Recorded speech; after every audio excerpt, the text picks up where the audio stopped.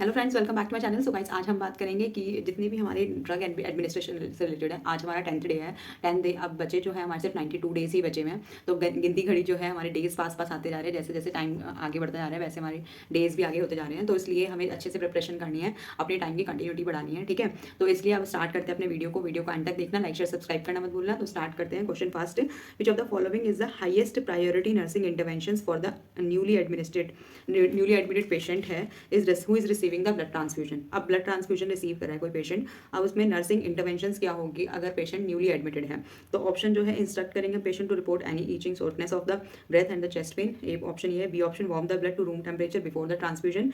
C option is the documentation of the blood transfusion in the patient's chart.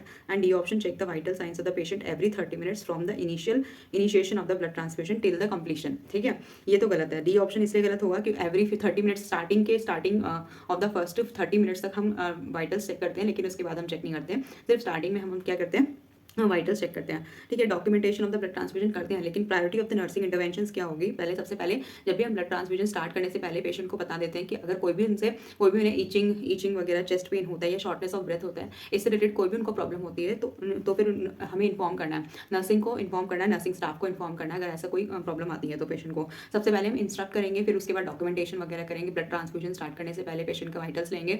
Before the 15 minutes तक हम patient के vitals check करेंगे। Vitals अगर stable तो उसमें हम करेंगे। ठीक है, लेकिन सबसे पहले हमें ये बताना है कि फर्स्ट 15 मिनट्स में पेशेंट को बहुत ज़्यादा चांसेस होते हैं कोई भी ब्लड रिएक्शन के। ठीक है, फर्स्ट 15 मिनट में। ठीक है, तो ये सबसे मोस्ट प्रायोरिटी नर्सिंग इंटरवेंशन होंगे। तो नेक्स्ट क्वेश्चन है, in a patient receiving IV fluid sluggish flow, redness and the tenderness at the site of the cannula indicates. जो स्लगिश फ्लो हो रहा है, रेडनेस हो गई है, IV fluids receiving the IV fluid sluggish at the site of the cannula, तो that is the condition of the venous spasm. B option, thrombophlebitis, and C option is infection, and D option is nerve damage. तो condition option जो होगा हमारा, option जो है Venus spasm जो होगा, that will be the condition of sluggish. अगर हमारा स्लगिश है, थ्रोम्बोफ्लेबाइटिस इसलिए नहीं होगा क्योंकि थ्रोम्बोफ्लेबाइटिस में क्या होता है, अगर पेशेंट सिवियर डिस्कंफर्ट है, रेडनेस है, हार्ड वेन हो गई है, तो that will be the condition of thrombophlebitis. लेकिन अगर कंडीशन ये है कि स्लगिश फ्लो हो रहा है और पेशेंट की रेडनेस है, ब्लांचिंग है और टेंडरनेस हो गई है at the site of the venipuncture, that is the condition of the venous spasm condition होती है। ठीक है, थ्रोम्बोफ्लेबाइटिस और वेनस स्पाज्म में यही डिफरेंस है। ठीक है, अब नेक्स्ट क्वेश्चन है, which of the following would be the common indication of infiltration of the peripheral in IV infusion. जब भी हम आईवी इन्फ्यूजन देते हैं तो इनफिल्ट्रेशन में क्या होता है, इनफिल्ट्रेशन में कोल्डनेस हो जाती है। ये ध्यान में रखना, इनफिल्ट्रेशन में क्या हो जाती है, कोल्डनेस हो जाती है, कोल्डनेस ऑफ द स्किन हो जाती है। तो इसमें ऑप्शन दे रखा है, reduce and the swelling around the insertion site, blood return in the cannula, difficulty regulation the flow with the gravity and the cool skin distal to the insertion site. तो D option would be the right answer, क्योंकि इसमें बोल रखा है infiltration के बारे में बताना। इनफिल्ट्रेशन में रेडनेस, स्वेलिंग और वार्मनेस अगर होगी तो that will not the condition of infiltration. Thrombophlebitis, venous spasm वाली कंडीशन में रेडनेस, वार्म कंडीशन हो जाती है। लेकिन अगर पेशेंट की cool skin at the distal site of the insertion site, तो that is the condition of the infiltration. ठीक है, ये बताना है। अब नेक्स्ट क्वेश्चन है, nurse has just administer the medication via the orogastric tube. Orogastric tube से किसी नर्स ने क्या करा है, एडमिनिस्टर करी है मेडिसिन को। ठीक है, but is the priority nursing action following nursing action. सबसे पहले प्रायोरिटी क्या होगी पेशेंट नर्सेज की, check the tube placement check करेगी, retape the tube, flush the tube and the remove the tube. जब भी हम before the medication administration from the through the RT, जब भी हम ओरोगैस्ट्रिक ट्यूब से या फिर आरटी से क्या मेडिसिन एडमिनिस्टर करते हैं तो सबसे पहले हमें फ्लश करना चाहिए before giving the medicine administration and after giving the medicine administration from the orogastric tube or the NG tube। इन दोनों में से तब भी हमें क्या करना होता है, first of all we should flush the NG tube और द ओरोगैस्ट्रिक ट्यूब। ठीक है, तो फर्स्ट नर्सिंग प्रायोरिटी एक्शन हमारा यही होगा, फ्लश करेंगे ट्यूब को। ठीक है, अब नेक्स्ट ऑप्शन जो है हमारा, patient complains of the next question है, patient complains of the pain and has the redness with the swelling at the site of the IV and the nurse must क्या करना चाहिए, stop the infusion। जब भी अगर patient को ऐसा लगता है, पेशेंट कंप्लेन कर रहा है, उसको पेन हो रहा है, रेडनेस हो रही है, the swelling at the IV side पे उसको रेडनेस हो रही है, स्वेलिंग हो रही है और उसको पेन भी हो रहा है, तो सबसे पहले नर्स की प्रायोरिटी एक्शन क्या होगा, सबसे पहले हम क्या करेंगे, स्टॉप कर देंगे उसके IV इन्फ्यूजन को। हमें सबसे पहले यही करना है, अगर रेडनेस है, पेशेंट को डिस्कम्फर्ट जो भी हो रहा है, तो हम क्या करेंगे, हम उसको क्या करेंगे, डिस्कनेक्ट करेंगे, स्टॉप करेंगे IV इन्फ्यूजन को और रिमूव करेंगे IV साइड को, IV कैनुला को रिमूव कर देंगे।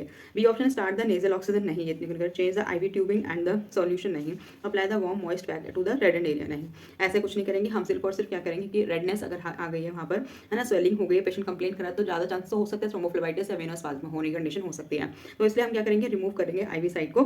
ठीक है, आईवी कैनला को रिमूव कर देंगे। अब नेक्स्ट क्वेश्चन है, which of the following is the reason for the intradermal injection to be use for testing the allergic reaction. देखो एलर्जिक रिएक्शन में हम इंट्राडर्मल इंजेक्शन क्यों देते हैं, to be use for the testing the allergic reaction के लिए हम intradermal ही क्यों लगाते हैं। इंट्राडर्मल इसलिए लगाते हैं ताकि जो स्लोली उसका एब्जॉर्प्शन हो। इंट्राडर्मल का इंजेक्शन लगाने का यही मतलब होता है, क्योंकि जो हमारा जो डर्मल एरिया होता है, तो वहाँ पर क्या होता है, स्लोली एब्जॉर्प्शन होता है ड्रग्स का, क्योंकि वहाँ पे ब्लड फ्लो नहीं होता, ब्लड सप्लाई कुछ नहीं होती, तो इसलिए क्या होता है वहाँ पर, इसलिए हम क्या करते हैं इंट्राडर्मली इसलिए देते हैं ताकि वो इजीली तो स्लोली एब्जॉर्प्शन हो, जिससे हमें पता चल जाए अगर कोई ड्रग का रिएक्शन भी होगा, तो एलर्जिक रिएक्शन होगा, तो हमें पता चल जाएगा धीरे धीरे भी, अगर बॉडी उसको ले रही है तो उससे हमें पता चल जाएगा कि एलर्जिक रिएक्शन हो रही है नहीं हो रही है पेशेंट को। ठीक है, तो इट इज़ लेस पेनफुल होता है, it is easily to administer, it diffuse rapidly and diffuse easily, it diffuse slowly जब भी हम इंट्राडर्मल इंजेक्शन देते हैं, diffuse slowly and it absorb the slowly. ठीक है, तो इसलिए हमारा ये option D would be the correct answer. ठीक है, अब द नेक्स्ट क्वेश्चन है, बोल रखा है Which of the following recommend for the adult as the safe site of the majority of the intramuscular injection? Intramuscular injection के लिए safe site कौन सी होगी। इंट्रामस्कुलर इंजेक्शन के लिए ऑप्शन दे रखा है ventrogluteal site, vastus lateralis site, dorsogluteal site and the rectus femoris. देखो सबसे पहले आपको ये पता होना चाहिए, जो वास्टस लेटरालिस मसल है, वास्टस लेटरालिस मसल में हम क्या करते हैं, बच्चों में पीडियाट्रिक में हम वास्टस लेटरालिस मसल में आईएम इंजेक्शन देते हैं, रेक्टस फेमोरिस में नहीं देते। डोर्सल ग्लूटियल में अगर डीप आईएम या फिर कोई ऑयल इंजेक्शन हैं उनको हम देते हैं। ठीक है, अगर हमें ज़्यादा क्वांटिटी में आईएम इंजेक्शन देना है 20, तो जैसे हम मैग्नीशियम सल्फेट को अगर हम आईएम देना है तब हम डोर्सोग्लूटियल में लगाते हैं। आयरन इंजेक्शंस जो होते हैं हमारे डोर्सोग्लूटियल में लगते हैं। ठीक है, तो इन वाले इंजेक्शंस को हम डोर्सोग्लूटियल में लगाते हैं, लेकिन मोस्ट कॉमन और प्रेफरेबल जो हमारी आईएम साइट होती है वो हमारी वेंट्रोग्लूटियल साइट होती है। ठीक है, तो first option would be the right answer.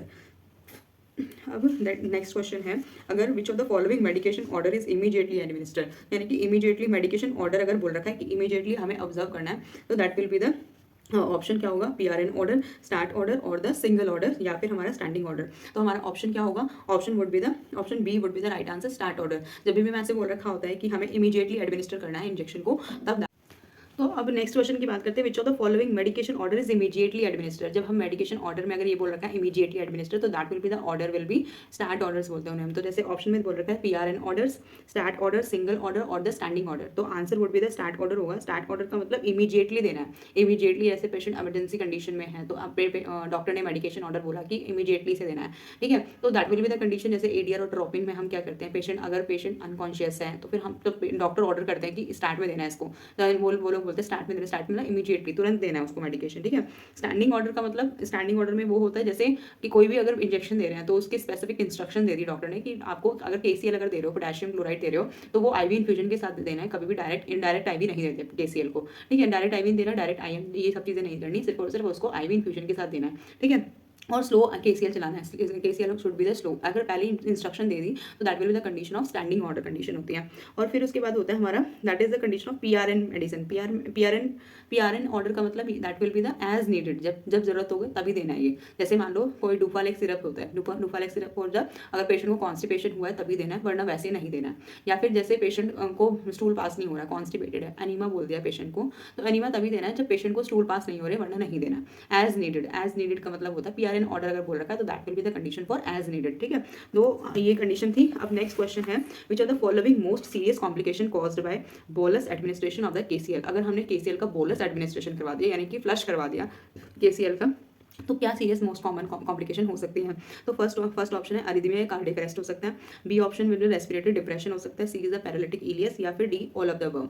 तो सबसे मोस्ट कॉमन और सीरियस कॉम्प्लिकेशन क्या होगी, अगर हम केसीएल को बोलस दे दिया तो that will be the condition of arrhythmia और द कार्डियक अरेस्ट होने के मोस्ट प्रोबेबली चांसेस होंगे पेशेंट को, क्योंकि पेशेंट की हार्ट रेट को बढ़ा देता है ये। ठीक है, केसीएल। अब नेक्स्ट क्वेश्चन जो है that will be the condition of, अगर एंटीडोट ऑफ हेपेरिन की एंटीडोट क्या होती है। हेपेरिन की जो एंटीडोट होती है that will be the protamine sulphate, जुट की भी एंटीडोट है। आपको सारे एंटीडोट को टिप्स से बताना चाहिए। हेपेरिन की प्रोटामिन सल्फेट होती है, और भी जो भी एंटीडोट होगा मैं उसकी एक क्लास ले लूँगी जिसमें आपको क्लेरिफाई हो जाएगा। आप उसके नोट्स बना लेना जो भी एंटीडोट्स है। ठीक है, एंटीडोट्स के नोट्स बना लेना आपने। अब एंटीडोट्स में बोल रखा है एंटीडोट्स ऑफ हेपेरिन, ऑप्शन दे रखा है vitamin K, aminocaproic acid, protamine sulphate and the amiodarone. तो answer would be the protamine sulphate होता है। ठीक है, हाँ उसके बाद जैसे मैंने ये क्वेश्चंस बताए आपको, ये जो क्वेश्चंस हैं आपको डेली अपने सॉल्व करने हैं। कोई भी अगर डाउट होता है आप अपने कमेंट सेक्शन में डाल सकते हैं। उससे रिलेटेड कोई भी चीज़ है, किसी भी चीज़ से रिलेटेड आपको पढ़ने में दिक्कत आ रही है, आपको एमसीक्यू सॉल्व करने में दिक्कत आ रही है, आपसे कंसिस्टेंसी मेंटेन नहीं हो रही है, इस चीज़ से भी कोई से भी मतलब प्रॉब्लम आ रही है, अगर during the time of study के टाइम पे अगर आपको प्रॉब्लम आ रही है तो आप कमेंट सेक्शन में डाल सकते हैं। अगर किसी से related MCQ different types of the कोई टॉपिक से रिलेटेड आपको कोई एमसीक्यू चाहिए तो वाले आप डाउट भी डाल सकते हैं। कोई भी डाउट है आप अपने कमेंट सेक्शन में डाल सकते हैं। और I hope you understood and ये सारी सीरीज़ के क्वेश्चन आप कर रहे होंगे और अपने भी अपनी तरफ से पूरी प्रिपरेशन करनी है। पूरी कोई आप टेस्ट सीरीज़ वगैरह ले सकते हो जिसको आपको टेस्ट सीरीज़ लेनी है, या फिर अपनी बुक से भी अपनी जो सेल्फ स्टडी है, सेल्फ स्टडी मेरे को लगता है self study is the best study. आपने जितने ज़्यादा बार आप रिवाइज करोगे, जितनी ज़्यादा बार आप क्वेश्चन सॉल्व करोगे, इतना ज़्यादा आपके लिए बहुत बेनिफिशियल होगा। तो आपको अपने बस अपने गोल पर स्टिक रहना है, ठीक है। चाहे कुछ भी कंडीशन आ जाए, आपको हार नहीं माननी है आपको, और आपको अपना करते रहना है एट द एंड तक, ठीक है। वही एंड तक टिकता है जो करते रहता है। एकदम एकदम कंसिस्टेंसी अपनी मेंटेन करके रखनी है और अपना कंटिन्यूटी में मेहनत करते रहना है, चाहे रिजल्ट्स कुछ भी हो, लेकिन अपनी कंटिन्यूटी में मेहनत करते रहना है, ठीक है। All the very best for your exam preparation and thank you for listening me.